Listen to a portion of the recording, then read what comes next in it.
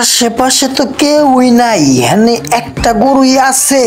কাউর দেখতো আসি না, একটা পার্টি পেলে তো বিচ্চা যাইতে গা পারতাম। ইটা ভরপুর কাটতো, দেই কাউর পাইনি।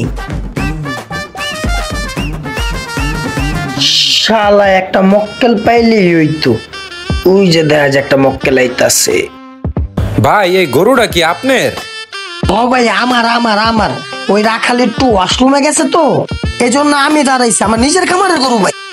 আচ্ছা আচ্ছা, এই কথা। ও আপনার খামারেরই না? আচ্ছা যাই হোক ভাই, আমি মূলত চাকরি বাকরি করি ভাই, বুঝছেন। আমার খুব শখ একটা ছোট মোটো গরু কোরবানি দিব। তো এই লাইনের কয়টা গরুগুলো ছোট, আর আপনার এই গরুটা আমার খুব ভালো লাগছে ভাই। কত হইলে দিবেন ভাই, কোন লইয়া যাই? ভাই আপনার চয়েস আছে, আর একটা গরুই আছে, এর লেগে আর বেশিক্ষণ দাঁড়াবো না। আপনি যেই দাম করবেন এই দামই দিয়ে যাম ভাই।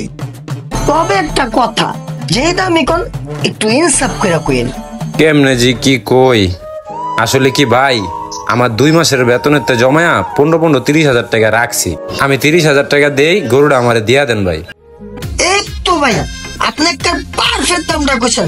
আপনি এক্ষুনি গরুটা লয়ে যান। সত্যি ভাই? লয়ে যান লয়ে যান। আমি নিমু কেমনে ভাই, আপনি দিয়া দেন। ও দিতাছি।